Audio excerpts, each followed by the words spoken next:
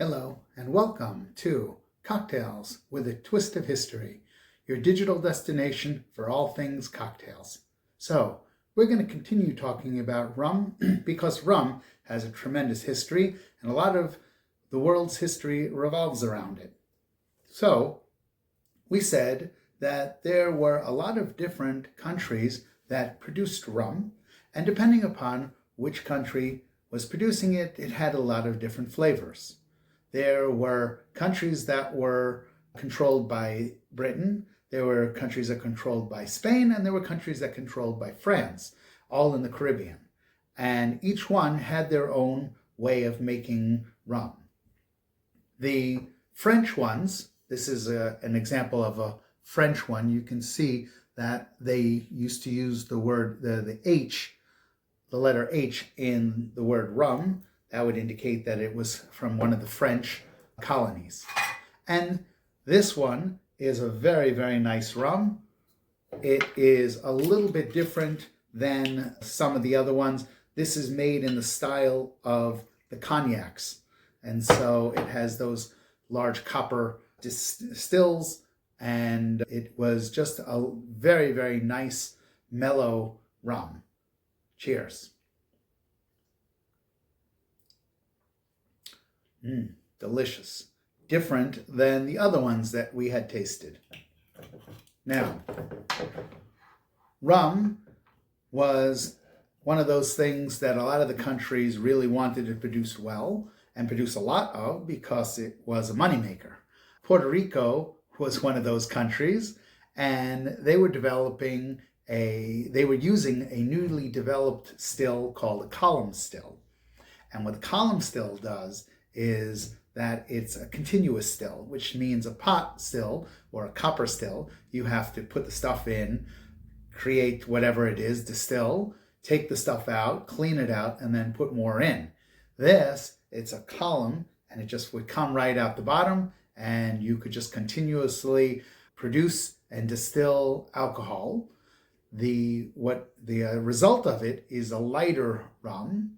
And that was what Bacardi was making, and it was able to produce a lot and become a really big company, probably the biggest rum company out there right now.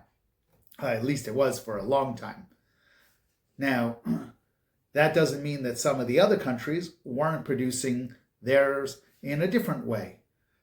Jamaica was still very much into the pot copper distillery, and it was one of those that had those really rich flavors from the sugars inside there.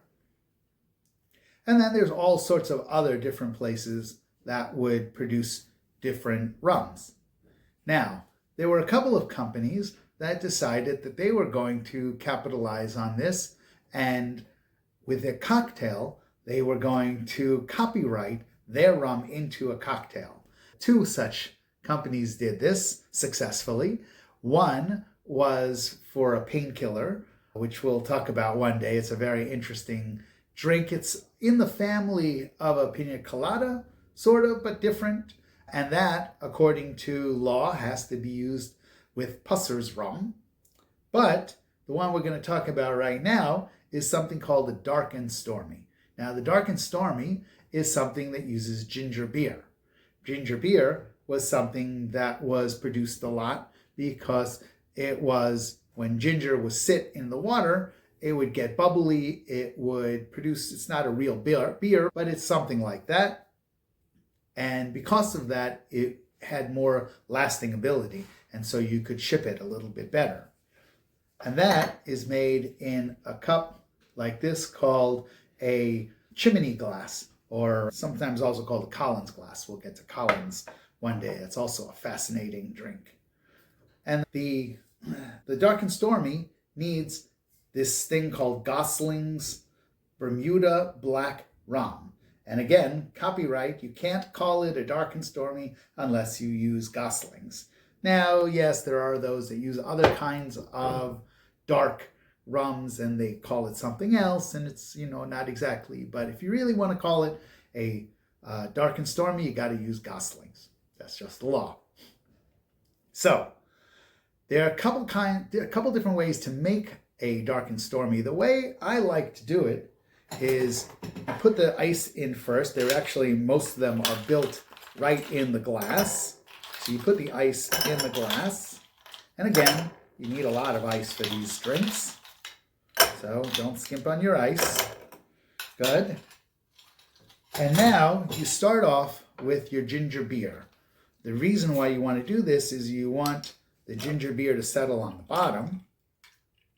And what you'll see is the dark and stormy, all of the other stuff is going to be on the top.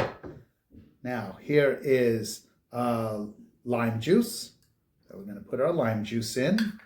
We're going to give it a quick stir. Good. And now we're going to take our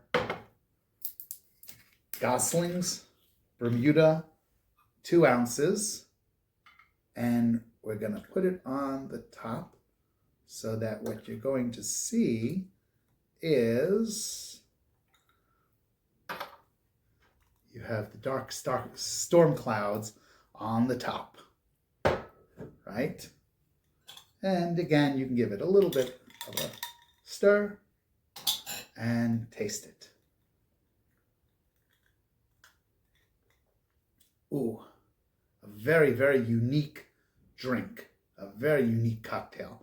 The Gosling's itself has a lot of flavor. It's a dark rum, but different than some of the other ones because it's considered a black rum.